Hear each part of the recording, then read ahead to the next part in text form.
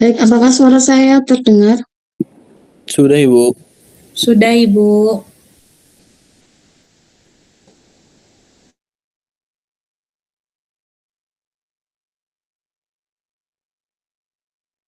Halo, apakah suara saya terdengar? Sudah, Ibu. Sudah, Ibu.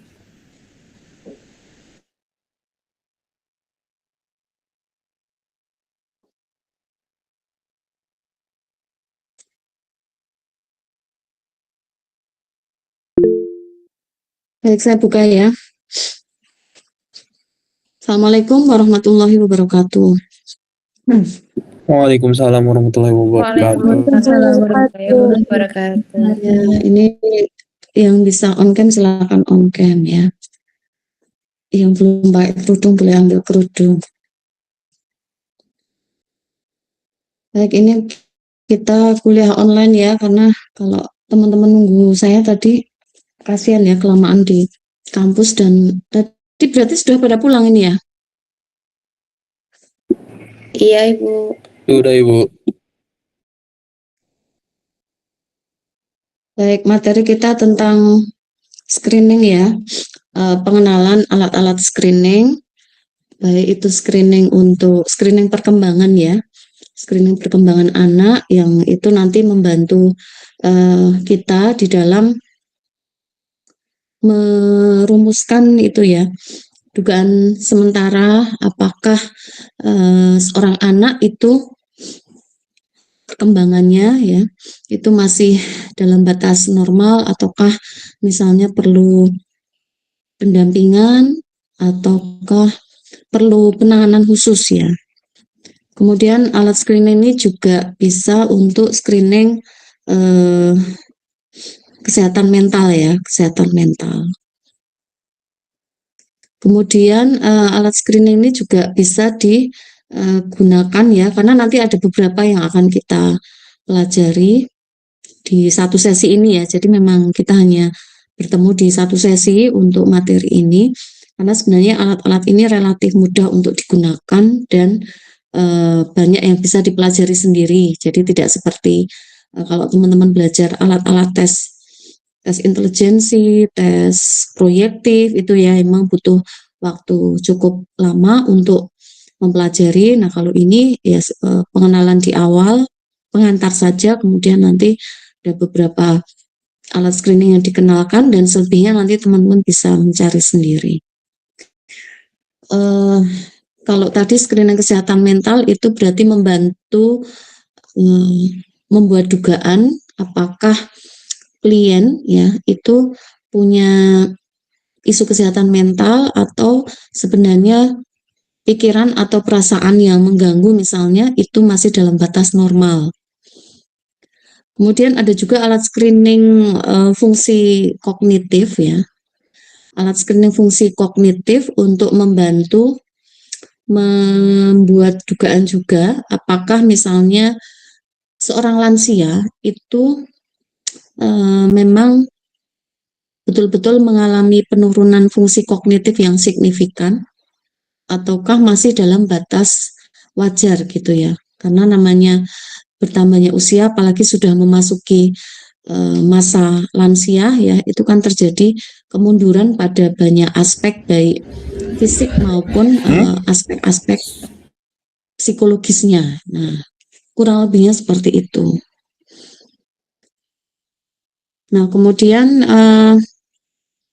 tadi ditanyakan apakah ada alat tertentu yang sifatnya hard file gitu ya. Nah, ini memang sengaja saya berikan yang bentuknya soft file, artinya kalau memang nanti teman-teman menangani klien gitu ya, merasa membutuhkan alat screening tertentu ya silakan itu nanti bisa dicetak sendiri, tapi tentu untuk kalangan terbatas ya, artinya tidak kemudian di print atau di copy secara bebas gitu ya. Jadi memang kalau dibutuhkan saja, tentu teman-teman juga sudah tahu batasan kode etik dari penggunaan alat tes ya, seperti itu ya. Nah, saya juga sudah membagikan untuk file filenya ya. Sudah dibuka belum ya? Sudah, Ibu. Sedang, atau Sudah, Bu. baru mau akan? Sudah ya. Nah, kita bisa simak bersama-sama.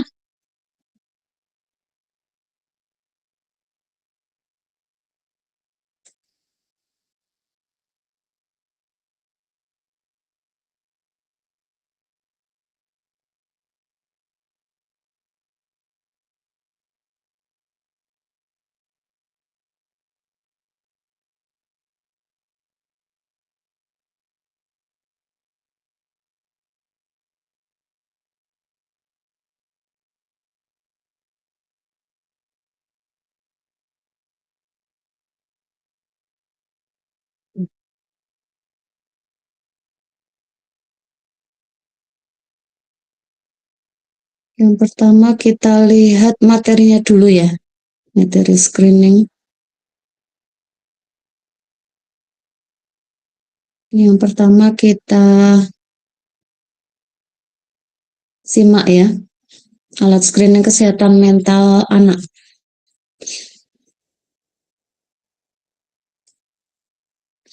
Baik, udah terlihat ya. Sambil teman-teman bisa membaca-baca juga, dibuka-buka sendiri juga ya.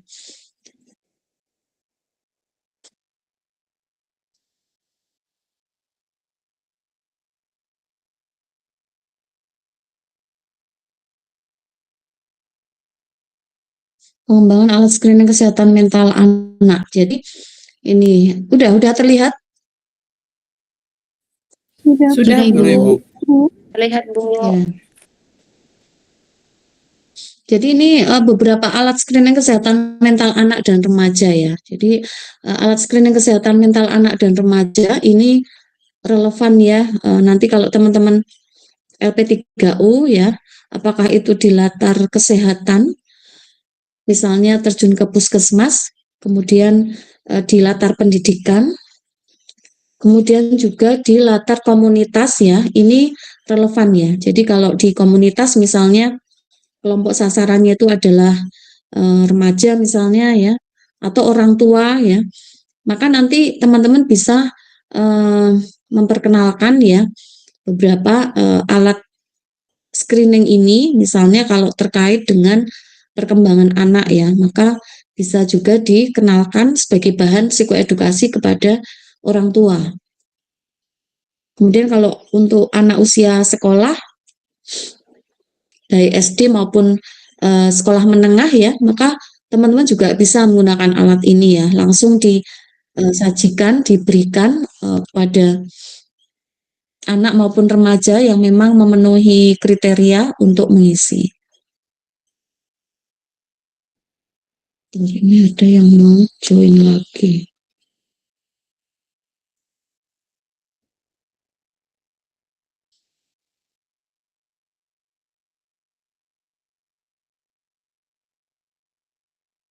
Diva Alifa.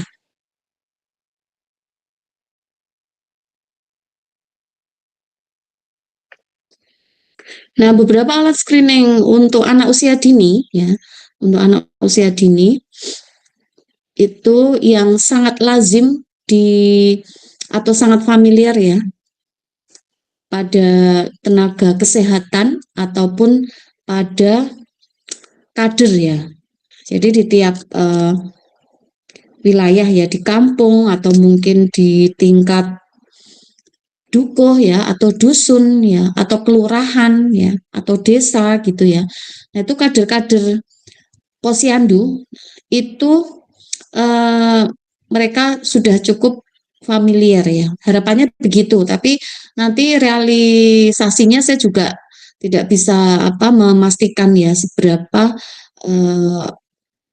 berapa persen begitu ya dari para kader posyandu ini yang sudah memahami KPSP ya. Jadi ini yang disingkat dengan KPSP itu kuesioner pra-screening perkembangan.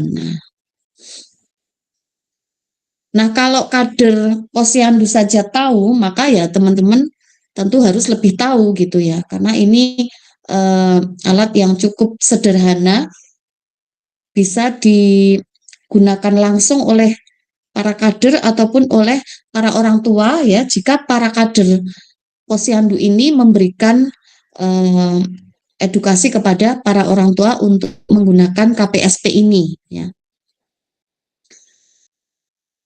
Nah, saya ada mahasiswa S2 ya, mahasiswa MAPSI. Mahasiswa MAPSI, beliau itu praktisi ya, praktisi PAUD gitu ya, praktisi PAUD. Dan beliau itu mencoba untuk membuat aplikasi dari KPSP ini, kuesioner pra-screening perkembangan, ini dibuat aplikasi ya, atau semacam software begitu. Nah, sehingga sepertinya beliau juga mengikuti kompetisi begitu ya, mengikuti semacam kompetisi dan berhasil mendapatkan penghargaan dari membuat aplikasi pengisian KPSP ini gitu. Jadi KPSP-nya itu memang sudah ada begitu ya, dikembangkan oleh kementerian gitu ya, tapi beliau membuat aplikasinya. Nah, kemudian ada juga beberapa kuesioner, ini tentu sesuai dengan keluhan awal apa yang disampaikan oleh orang tua ataupun oleh guru PAUD ini ya, kalau untuk anak usia dini ya.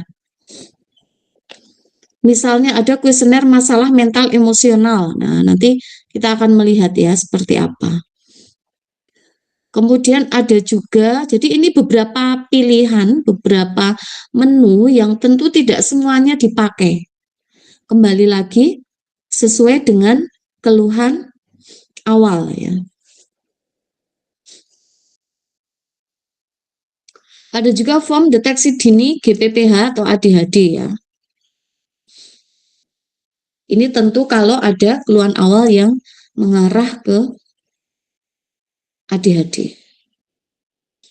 Kemudian ada juga CHAT ini ya, checklist for autism in toddlers. Kemudian ada juga CBCL versi anak ya. CBCL itu apa? CBCL?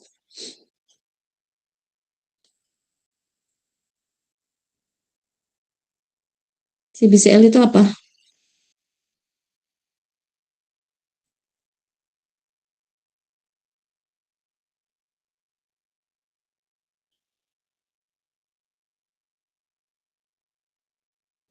Berlian, Child behavior checklist, Ibu.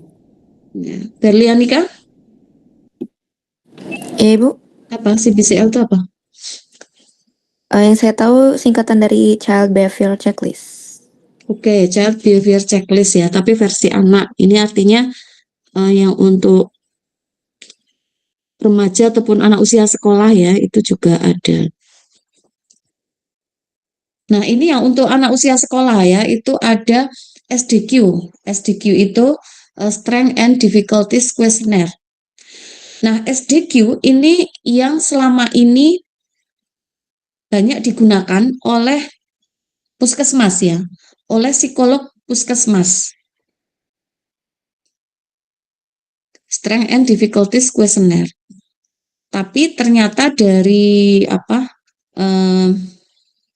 hasil evaluasi ya, memang ada kelemahan-kelemahan dari sisi metodologi penggunaan begitu ya. Sehingga beberapa waktu yang lalu, kalau untuk lingkup Kota Jogja itu KPAI ya, Komisi Perlindungan Anak ya, untuk yang tingkat Kota Jogja waktu itu melakukan FGD dengan beberapa psikolog puskesmas ya, untuk mengevaluasi penggunaan atau penerapan SDQ ini ya. Sehingga waktu itu ada ide untuk mengembangkan begitu ya, mengembangkan alat screening yang istilahnya apa ya, user friendly ya, user friendly. Mengingat beberapa item itu agak sulit untuk dipahami ya, kalau mau langsung diisi oleh anak gitu. Kemudian ada juga nih CBCL versi untuk anak usia sekolah. Lalu ada, nah ini memang yang namanya alat screening itu kebanyakan menggunakan singkatan-singkatan gitu ya, karena memang namanya cukup panjang, kemudian dibuat singkatan. Ada kuesioner masalah emosional dan perilaku remaja ya. Kemudian ada PSC itu Pediatric Symptom Checklist. Kemudian ada juga DAS yang saya kira teman-teman sudah tidak asing lagi. Lalu ada SRQ 20 ya.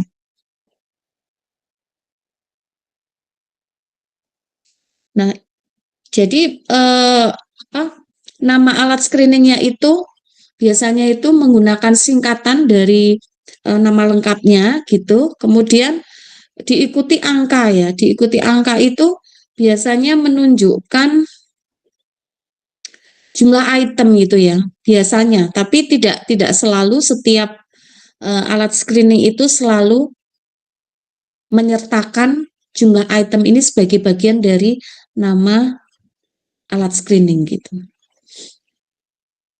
Jadi kayak misalnya ini ya, SRQ 20 ini ya, ini artinya SRQ ini mengandung 20 item gitu.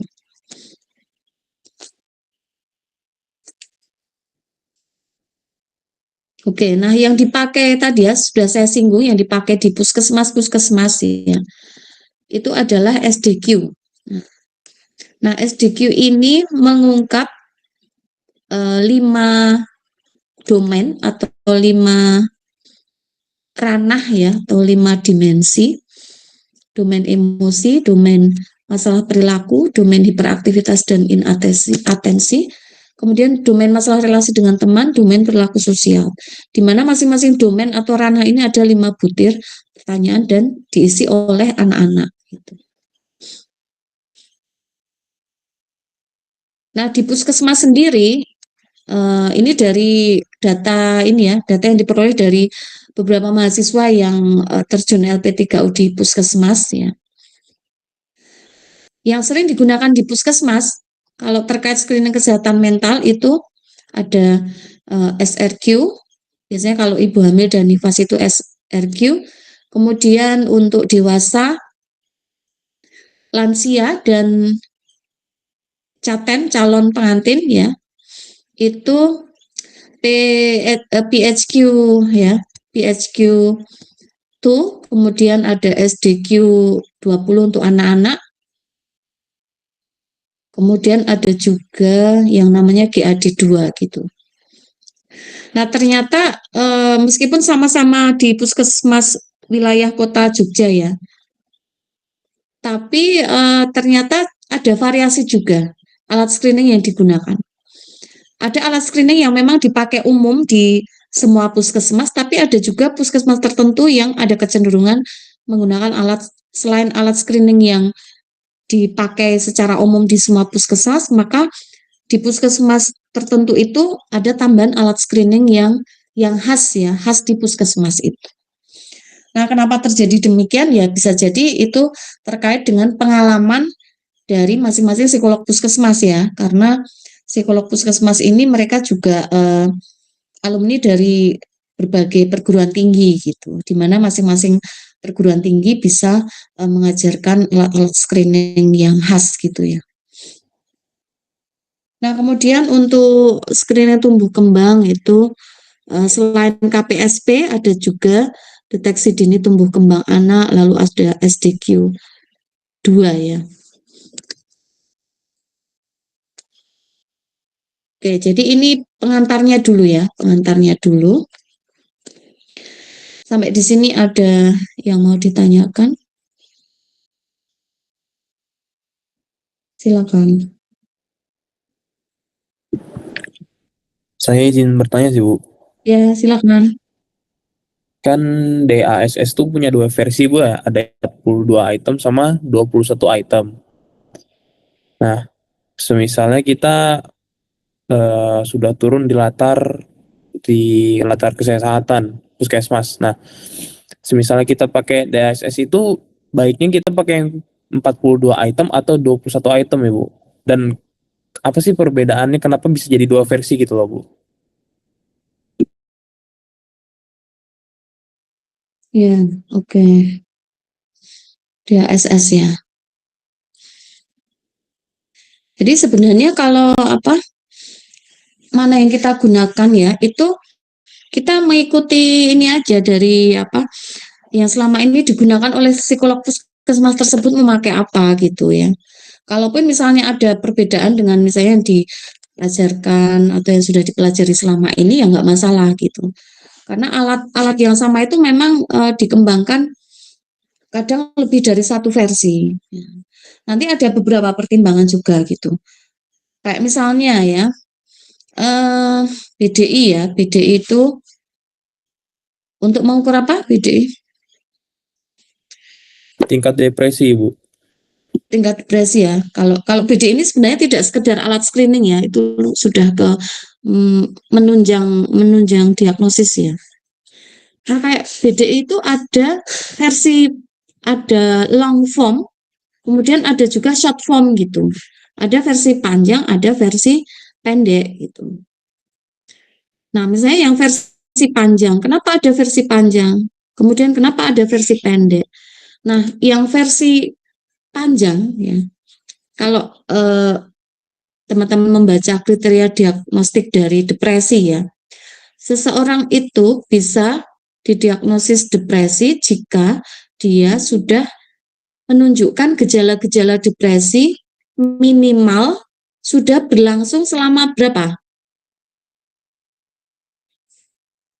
Depresi itu berlangsung selama berapa hari atau berapa minggu? Ayo, teman-teman, yang sudah diketahui teman-teman apa? Depresi minimal berapa?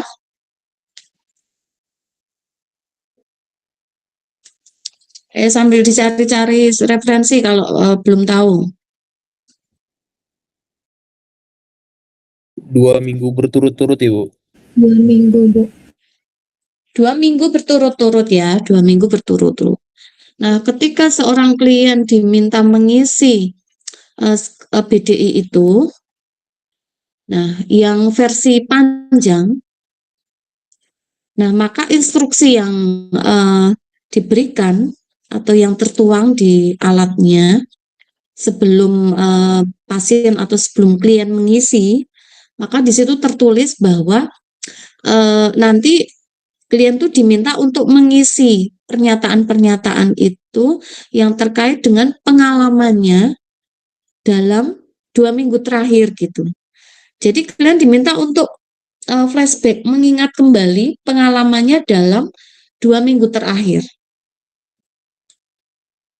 Pernyataan-pernyataan mana yang memang sesuai atau memang yang sangat kuat dan sebagainya gitu ya. Jadi fungsi yang versi panjang atau long form ini ya, ini memang klien hanya mengisi satu kali, tetapi dasar pengisiannya itu pengalaman dia dalam 2 minggu terakhir gitu. Nah, ada juga versi yang pendek ya, short form. Kalau short form, ini dia tidak bisa hanya dikenakan satu kali saja, sekali mengisi udah gitu nggak bisa gitu. Nah, short form ini bisa diberikan kepada pasien atau kepada klien di mana setiap hari selama 2 minggu berturut-turut, maka pasien atau klien diminta untuk mengisi BDI short form. Ya. Kenapa dibuat short? Kenapa dibuat short?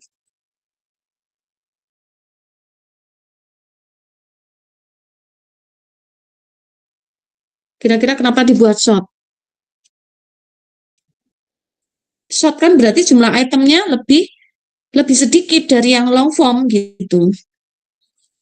Kenapa harus dibuat short?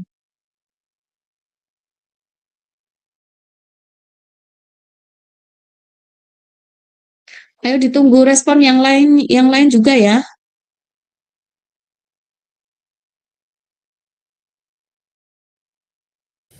Untuk menghemat waktu sama menghindari subjek untuk kelelahan Ibu kalau ketika terlalu panjang. Ya, kelelahan. kemudian kejenuhan juga ya. Karena kan tiap hari ngisi yang sama itu, ngisi alat yang sama. Nah, kalau dia ngisi yang versi panjang, kemudian tiap hari selama 2 minggu berturut-turut harus ngisi, ya itu nanti ada kejenuhan sehingga nanti bisa jadi apa yang diisi ya itu tidak sesuai gitu ya dengan kondisi yang sesungguhnya gitu. Jadi dibuat short form gitu. Nah, beberapa alat screening seperti itu sehingga ketika ada 2 versi ya dari suatu alat screening, maka teman-teman perlu tahu juga ini kepentingannya untuk apa gitu ya. Contohnya yang BDI tadi, yang BDI tadi gitu ya. Jadi jangan sampai nanti menggunakan alat screening untuk kepentingan atau untuk tujuan yang kurang pas gitu. Nah, kemudian versi dari ya lebih dari satu versi pada suatu alat screening selain pertimbangan long form, short form tadi, maka bisa juga itu karena versinya itu ketika ada pengembangan atau pembaruan gitu ya, ada pembaruan. Misalnya kayak BDI ya, BDI itu ada versi 1, ada versi 2 gitu. Nah, tentu kalau itu karena pembaharuan, maka diarahkan untuk menggunakan versi yang paling baru gitu. Untuk menggunakan versi yang paling baru. Jadi kalau ada BDI 1, BDI 2 berarti itu menunjukkan BDI 2 itu versi yang lebih baru dari versi 1. Nah, jika memungkinkan untuk mendapatkan alat yang versi baru ya tentu gunakanlah versi yang lebih baru. Tentu versi yang lebih baru ini diperbarui berdasarkan hasil evaluasi dari versi yang lama gitu. Misalnya, kenapa ada BDI versi 2? Karena di BDI versi 1 itu ada item-item yang terkait dengan misalnya pola tidur ya, pola tidur. Nah, sebenarnya seorang klien yang mengalami depresi dia ada perubahan pola tidur itu ada beberapa kemungkinan. Bisa dia yang semula tidurnya teratur ya, tidak ada masalah. Kemudian dia menjadi tidurnya itu menjadi jam tidurnya menjadi bertambah ya. Tapi sebaliknya ada juga yang dia menjadi jam tidurnya itu berkurang. Jadi dia mengalami apa yang disebut sebagai apa? Kalau sulit tidur itu namanya apa? Insomnia, Bu. Insomnia, Ibu. Insomnia. Ya. Jadi perubahan pola tidur pada tiap klien yang mengalami depresi itu bisa bervariasi. Dia bisa insomnia, sulit tidur, bisa pula sebaliknya. Lawan dari insomnia adalah kalau terlalu banyak tidur, apa namanya?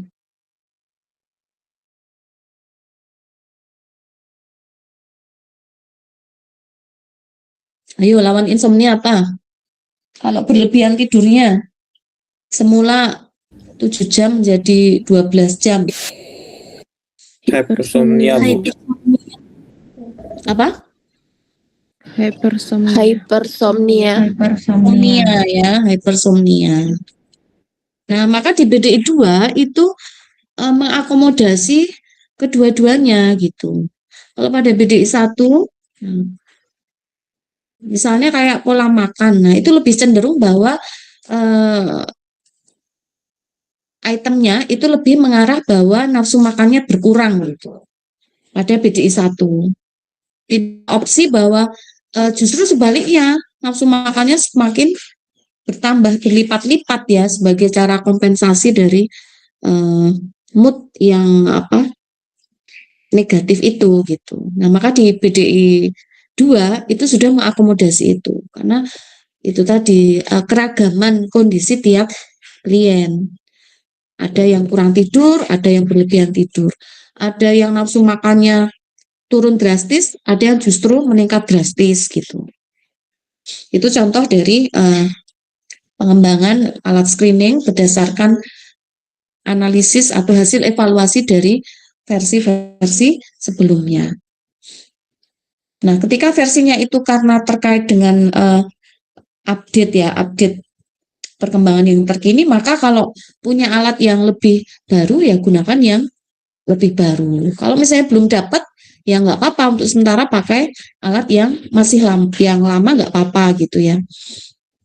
Kemudian juga kalau tadi terjun ke misalnya ke puskesmas itu tentu menyesuaikan dengan arahan dari psikolog puskesmasnya gitu.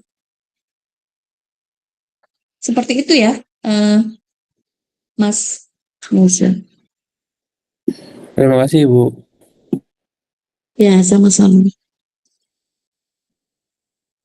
Silakan yang lainnya.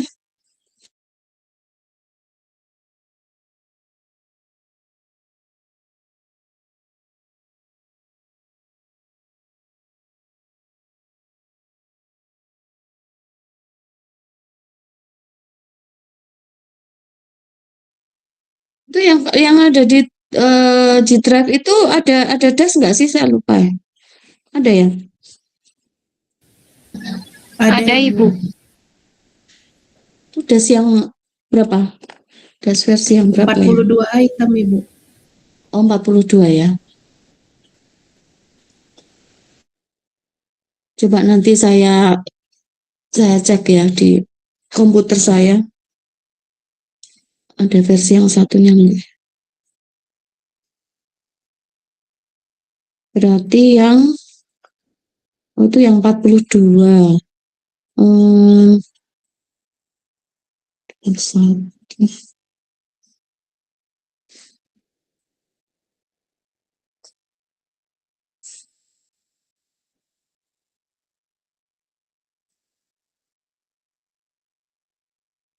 Iya, nanti saya tambahkan yang das 21 ya untuk alternatif ya. Oke. Sekarang kita ke mana ya?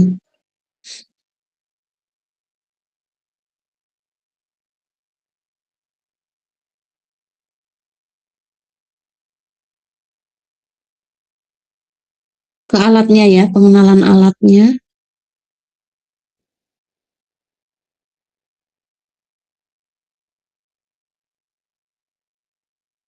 Screening perkembangan. Yang ini dulu, perkembangan anak dulu.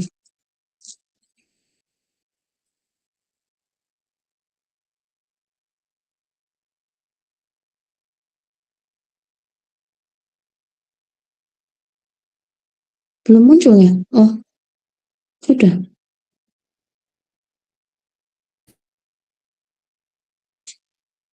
Oke, yang pertama ini yang KPSP ya. KPSP ini yang tadi ya sudah cukup familiar digunakan oleh kader gitu ya.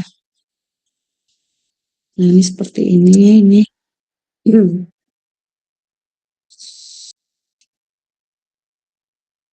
Ada prosedur yang harus diikuti gitu ya. Dan prosedurnya saya kira ini sudah sangat operasional gitu ya. Seperti ini. Bentuk kuesioner screeningnya. Dan untuk masing-masing usia ya, itu ada ya, mulai dari bayi 3 bulan, kemudian bayi 6 bulan, dan seterusnya sampai usia berapa? Karena ini untuk anak usia dini ya.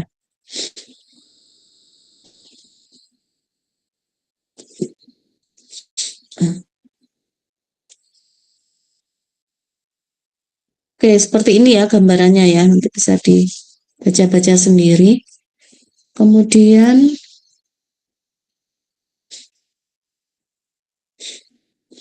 oke, nah ini alat identifikasi anak berkebutuhan khusus. Nah, alat identifikasi anak dengan kebutuhan khusus ini adalah alat yang bisa digunakan oleh guru gitu ya. Jadi ini yang menggunakan guru ya, menggunakan guru. Kemudian dari form yang sudah disediakan ini nanti bisa dikembangkan sendiri sesuai dengan jumlah siswa yang ada dalam satu kelas gitu. Ini contohnya nama siswa 1, 2, 3 dan seterusnya. Nah ini nanti yang bisa diisi sendiri ya nama siswanya itu gitu. Jadi ini bisa di konversi misalnya ke dalam bentuk Excel atau yang semacam itu untuk mempermudah gitu ya, itu nggak apa-apa. Tapi yang jelas format dasarnya seperti ini. Nah di sini sudah ada opsi-opsi dari beberapa jenis ABK ya, mulai dari misalnya tunanetra atau yang mengalami visual impairment ya. Nah, gejalanya apa ya? Gejala-gejala yang diamati gitu ya, itu ada, sudah disediakan di sini. Kemudian di setiap jenis ABK ya, selain ada gejala-gejala yang diamati, kemudian nanti ada patokan atau standarnya ya. Misalnya gejala-gejala tunanetra itu ada A, B, C, D sampai H, berarti ada berapa gejala nih untuk yang tunanetra? 8 nih Bu. Ada 8.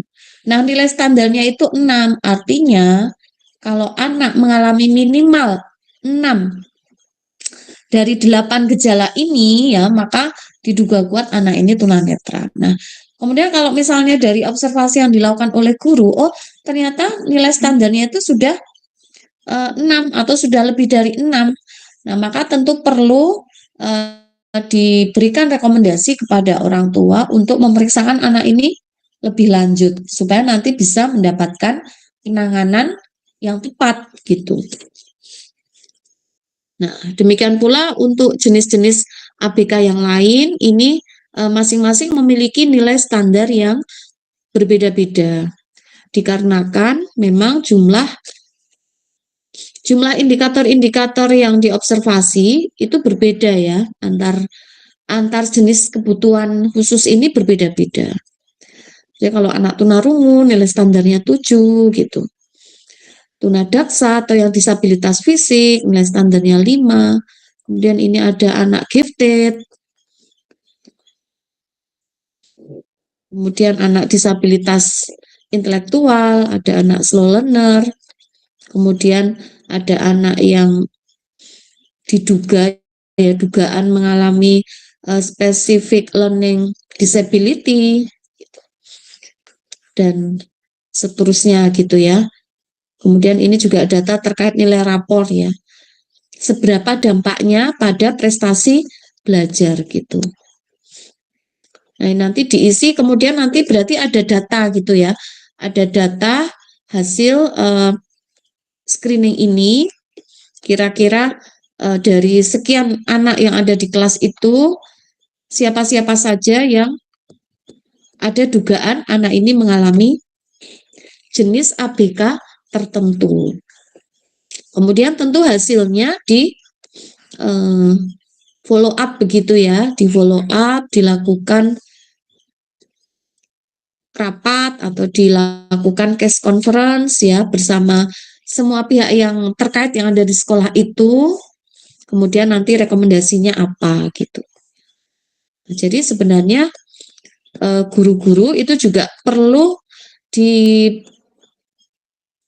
ya untuk terampil di dalam menggunakan dan mengisi alat identifikasi ini gitu.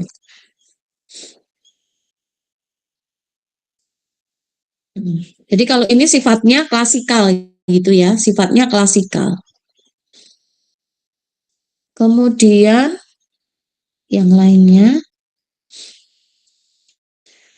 ada juga ini lembar deteksi hambatan psikologis anak ya.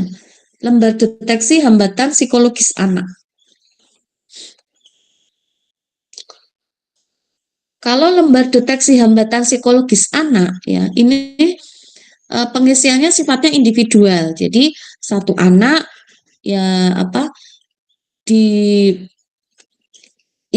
ya berdasarkan hasil pengumpulan data, diisikan satu lembar ini gitu. Jadi beda dengan yang tadi ya. Kalau alat identifikasi yang tadi kan sifatnya klasikal untuk satu kelas. Kalau ini individual.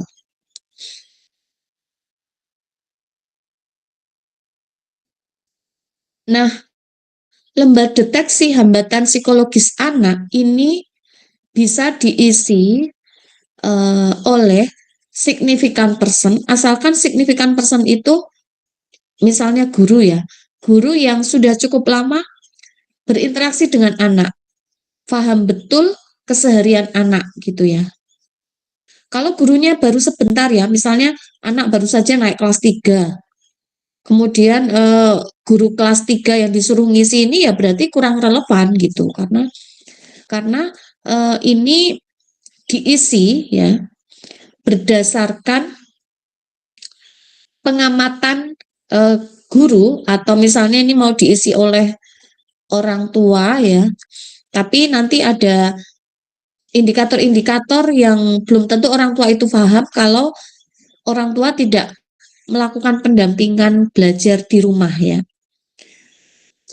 Kalau tidak melakukan pendampingan ke anak di rumah, nanti hasil isiannya itu tidak akurat karena tidak menggambarkan perilaku atau kondisi anak yang sesungguhnya gitu. Nah, dasar pengisian lembar deteksi hambatan psikologis ini adalah perilaku anak selama 3 bulan terakhir ya. Selama 3 bulan terakhir. Jadi kalau misalnya anak baru naik kelas 3 ya, baru 1 bulan bersekolah di kelas 3 ya. Nah, maka tentu wali kelas 3 kurang cocok. Akan lebih cocok justru kalau yang diminta untuk mengisi ini adalah wali kelas 2 ya. Karena sudah lebih lama berinteraksi dengan anak ya. Dengan catatan kalau wali kelasnya berbeda ya.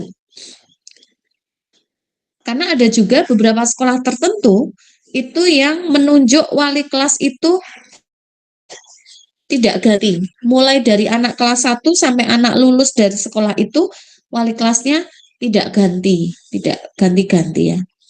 Tapi ada juga yang ganti-ganti. Jadi naik kelas 2 nanti ganti wali kelas, naik kelas 3 ganti wali kelas ya. Itu ada juga yang seperti itu ya. Nah, kalau memang secara teknis itu kadang guru-guru itu ya karena sibuk juga ya, kadang mereka itu tidak sanggup untuk mengisi sendiri lembar deteksi ini. Ini suara saya masih terdengar ya. Kalau nggak dengar suara Masih itu kadang ragu ini terdengar nggak. Nah, kalau misalnya guru-guru ya, itu dari pengalaman kakak tingkat yang LP3U itu di sekolah, itu kadang mau ketemu dengan wali kelasnya sendiri, mencari waktunya aja susah karena wali kelas atau guru kelas itu sibuk ya, sibuk. Selain mengajar juga ada urusan-urusan administrasi yang lain gitu. Nah, sehingga kadang-kadang guru ini merasa keberatan untuk mengisi lembar deteksi ini.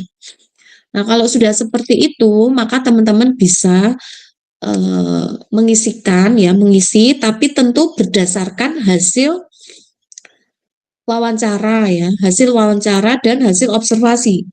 Jadi teman-teman melakukan observasi kepada anak dan melakukan wawancara, baik itu auto anamnesa ataupun alo anamnesa gitu ya. Nah, data dari hasil observasi dan wawancara itulah yang digunakan untuk mengisi lembar deteksi ini ya.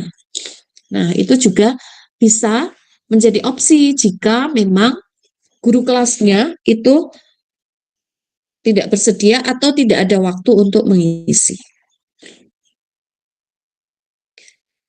Nah, kalau yang mengisi adalah guru, maka teman-teman harus memastikan bahwa guru itu betul-betul memahami petunjuk pengisiannya, termasuk memilih ini dari setiap indikator perilaku itu kan ada 4 pilihan ya, ada misalnya tidak pernah, jarang, kadang-kadang, sering. Nah, ini kan sudah ada petunjuknya.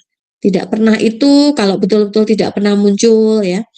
Kemudian kalau jarang itu berapa kali dalam 3 bulan dan seterusnya ini sudah ada. Jadi dipastikan memahami petunjuk pengisian, kemudian dipastikan juga memahami indikator-indikator yang ada gitu ya. Dipastikan sudah paham. Kalau ada yang belum paham, nanti teman-teman bisa menjelaskan. Nah, jadi ini bisa diisi di mana lembar deteksi hambatan psikologis ini itu ada 4 aspek, yaitu aspek kognitif, kemudian aspek emosi, aspek sosial, dan ada aspek perilaku. Aspek perilaku ini isinya terkait dengan indikasi-indikasi perilaku yang bermasalah ya, perilaku yang bermasalah. Jadi yang dimaksud dengan aspek perilaku ini tentang perilaku-perilaku yang bermasalah atau perilaku-perilaku yang maladaptif ya.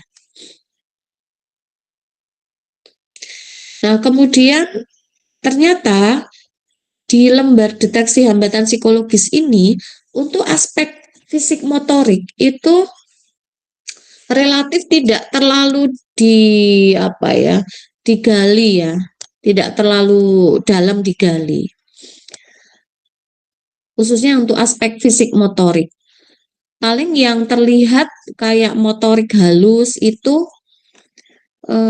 mana ya? Mungkin hanya terlihat pada aspek kognitif di indikator ke-12 ya, kesulitan dalam menulis ya. Tapi yang namanya motorik halus itu kan tidak hanya menulis kan, tapi ya macam-macam kan. Motorik halus itu kan ada misalnya tidak hanya memegang pensil kan, tapi sebelum bisa memegang pensil dengan benar, apakah anak ini bisa misalnya mengambil benda, bisa menjumput, bisa menjumput dengan baik ya, menjumput, menjimpit, ya gitu ya, ada bermacam-macam. Nah, ini memang tidak terlalu diakomodasi di sini, sehingga kalau mau misalnya menjumpai indikasi-indikasi atau indikator-indikator yang terkait fisik motorik ya dari hasil pengamatan teman-teman, maka bisa ditambahkan di bagian catatan ini ya. Aspek fisik motorik dapat ditambahkan di sini. Gitu. Kemudian nanti setelah diisi semua, dipastikan diisi lengkap, kemudian nanti bisa dilakukan scoring dan kategorisasi.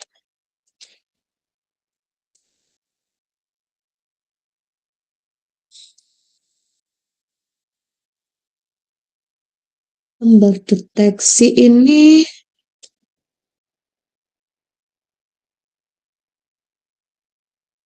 ada yang sudah, contoh yang sudah diisi udah ada belum ya?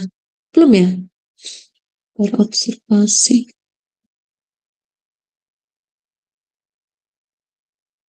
Belum ada ya? Belum ada, Ibu. Belum ada, Ibu. Oh, belum ya? Oh, bentar, coba saya carikan.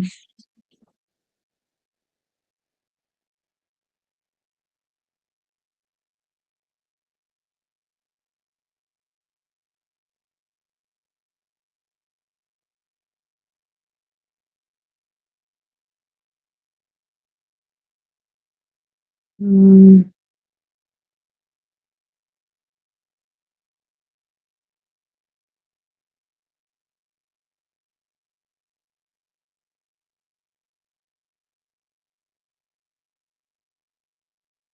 Udah, ini mau saya tampilkan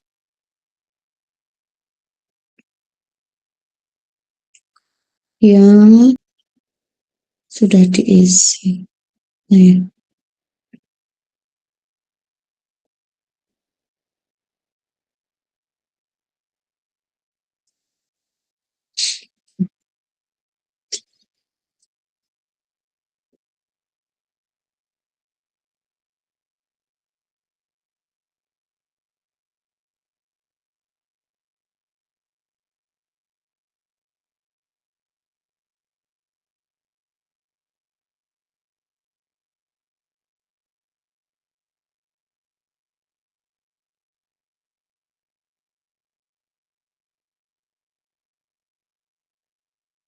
Oke, ini ya, ini contoh hasil pengisiannya. Udah terlihat. Sudah, Ibu. Ya, ini contohnya diisi identitasnya. Kemudian misalnya ini sudah diisi ya, sudah dicentang-centang atau disilang ya, dicentang. Kemudian ini dijumlahkan ya, yang misalnya jawaban TP yang dicentangnya ada berapa yang dicentang. Kemudian yang jarang, yang JR itu ada berapa yang dicentang gitu ya. Ini sudah dijumlahkan, masing-masing dijumlahkan seperti ini. Kemudian untuk aspek emosi juga sudah diisi semua. Aspek sosial juga sudah diisi semua. Kemudian aspek perilaku juga sudah diisi ya. Nah, kalau sudah, maka hasil penjumlahan di tiap aspek itu dipindahkan ke sini nih, di tabel scoring hambatan psikologis anak. Ya. Misalnya tadi kognitif ya, 1, 11, 6, 0, emosi 8721, sosial 0591, perilaku 73, 16, dan 0, jadi dipindahkan ke sini. Nah, kemudian diisi untuk TS atau total score ya. Total score ini mengisinya adalah misalnya TP ini 1 ya, maka jumlah di TP ini dikalikan bobot dari TP. Bobot TP 1 gitu. Jadi 1 kali 1. Kemudian JR-nya berarti 11 kali 2. KD-nya 6 kali 3, SR-nya 0 kali 4 gitu ya. Kemudian masing-masing dihitung dan kemudian dijumlahkan. Ini hasilnya 41 untuk aspek kognitif. Kemudian untuk aspek emosi dijumlahkan, total skornya 32 dan seterusnya. Kemudian ada kolom jumlah item, ini yang default ya, tidak diubah-ubah. Kemudian skor akhir atau SA itu adalah total skor dibagi jumlah item ya, 41 bagi 18 hasilnya 2,28. Untuk yang aspek emosi hasilnya 1,78 dan seterusnya. Kemudian kategorinya ya, kategori di sini bisa dilihat kategori kalau 1 sampai 2 itu tidak perlu pendampingan, 2,1 sampai 3 perlu pendampingan, 3,1 sampai 4 perlu penanganan khusus ya. Nah, apa maknanya? Maknanya adalah kalau tidak perlu pendampingan ya berarti masih aman ya.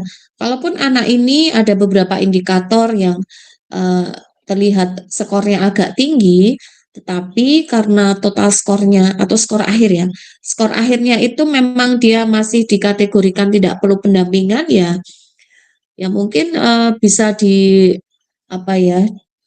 dipantau ya, bisa dipantau gitu. Kira-kira apakah nanti lama-lama frekuensinya itu meningkat sehingga ada kemungkinan nanti berubah menjadi perlu pendampingan ataukah ya udah relatif stabil sehingga ya dikatakan masih aman ya. Kalau perlu pendampingan ini berarti anak ini perlu dilakukan pendampingan oleh guru kalau di sekolah dan oleh orang tua kalau di rumah gitu. Jadi masih bisa dihandle oleh guru maupun oleh orang tua. Gitu. Sedangkan kalau yang PPK perlu penanganan khusus, berarti anak ini perlu diperiksakan lebih lanjut ke profesional ya. Karena bisa jadi memang anak ini ya nanti menunggu diagnosisnya apa gitu. Diagnosisnya apa sehingga nanti treatment atau intervensinya itu seperti apa gitu. Nah, di sini memang sifatnya lembar deteksi ya. Jadi masih deteksi, tidak bisa dilakukan diagnosis. Jadi ini sampai pada kesimpulan ya, masih aman, tidak perlu pendampingan, atau perlu pendampingan oleh guru maupun orang tua gitu ya, ataukah perlu lakukan pemeriksaan oleh profesional. Nah, kalau di contoh ini yang perlu pendampingan itu aspek kognitif dan sosial dan perilaku ya. Jadi ada 3 aspek yang perlu pendampingan. Yang tidak perlu pendampingan itu aspek emosi. Gitu.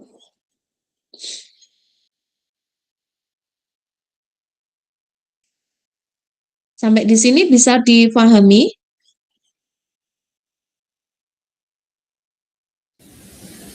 Bisa Bisa, Ibu. Ibu. Saya.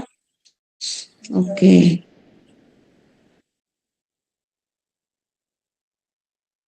Selanjutnya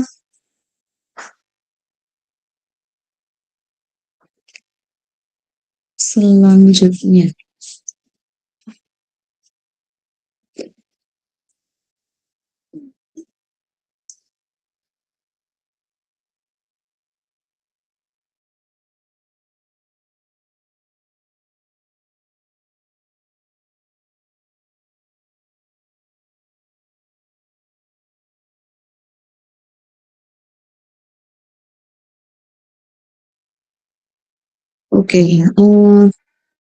Nah, di sini ada beberapa pilihan ya. Ada beberapa pilihan tadi yang sudah kita bahas yang ini ya, 3 yang paling atas. Nah, ini ada lembar observasi anak berkebutuhan khusus ya. Lembar observasi anak berkebutuhan khususnya kita lihat ya. Lembar observasi anak berkebutuhan khusus.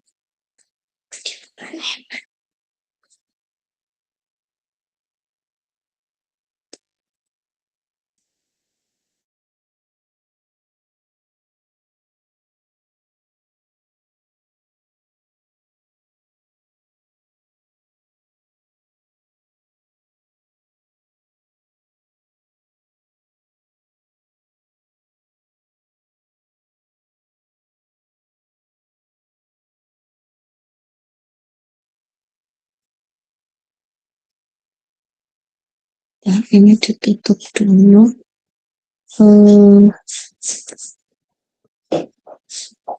Tadi sampai mana ya?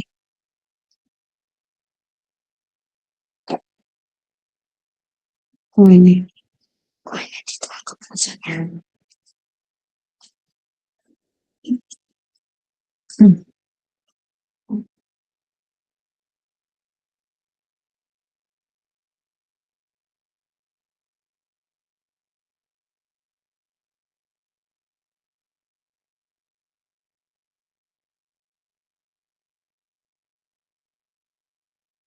Ini kita lihat lembar observasi anak berkebutuhan khusus ya. Jadi ini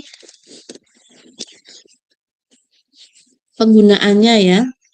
Perbedaannya dengan yang lembar deteksi hambatan psikologis ya. Perbedaannya apa gitu ya. Kalau ini versinya yang setiap jenis kebutuhan ya itu menggunakan lembar observasi yang berbeda-beda ya. Dan ini sudah mengarah ke dugaan diagnosis tertentu kalau ini ya. Yang lembar observasi anak berkebutuhan khusus. Kalau yang lembar deteksi hambatan psikologis tadi itu kan tidak mengarah ke dugaan jenis kebutuhannya apa kan tidak ya.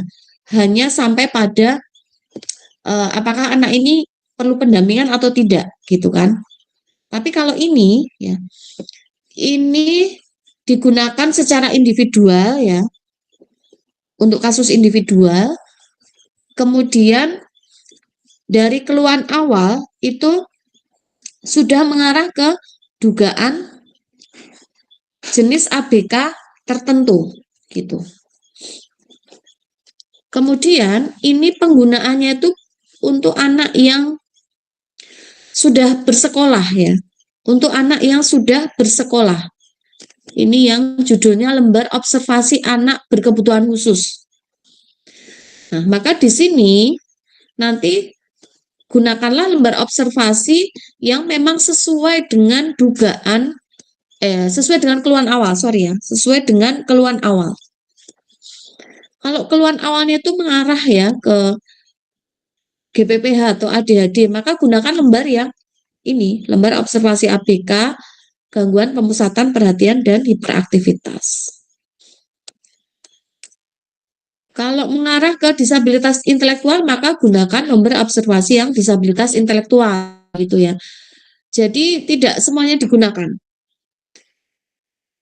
Kalau masih ragu-ragu ya, ada dua dugaan, ya maka gunakan dua gitu ya, gunakan dua. Saya ragu-ragu antara disabilitas intelektual dengan misalnya dengan autisme misalnya begitu ya. Itu bisa menggunakan dua lembar observasi gitu. Jadi tidak semuanya digunakan ya. Dan ini dalam setting anak ini sudah bersekolah ya. Anak ini sudah bersekolah.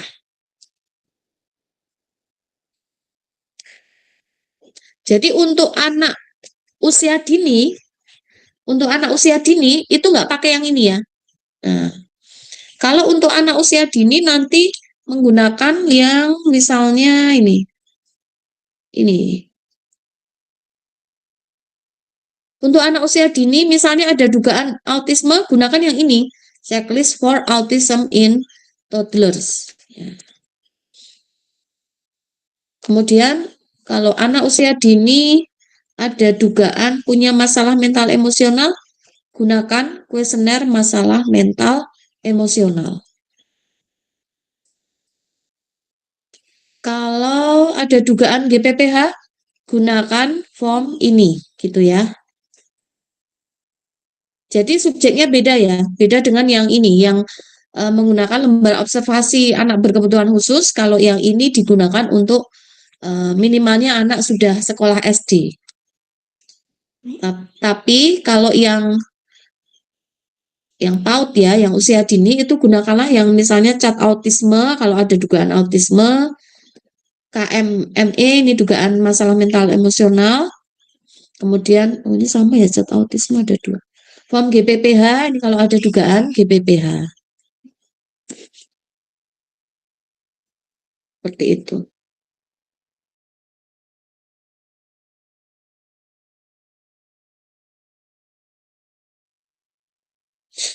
Nah, kemudian kita lihat ini. Oh, tadi ya yang lembar observasi anak berkebutuhan khusus. Ini dasar pengisiannya itu selama 3 bulan terakhir juga, sama dengan lembar deteksi hambatan psikologis. Nah, ini teman-teman pastikan apakah ini semua bisa dipahami dengan baik atau enggak ya gejala-gejalanya ini.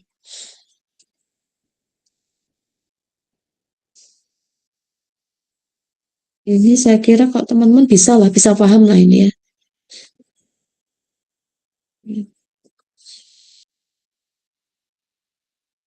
Jadi bisa menggunakan ini. Ini ada juga screening awal disleksia ya. Ada screening awal disleksia, ini yang dikembangkan, ada peneliti ya, dari peneliti yang mengembangkan screening awal disleksia. Ini seperti ini. Nah, kalau screening awal disleksia ini memang cukup sumber datanya itu terkait perkembangan anak ya di masa-masa awal kehidupan, ini juga menjadi sumber data penting untuk diisikan di sini ya. Ini kalau disleksia.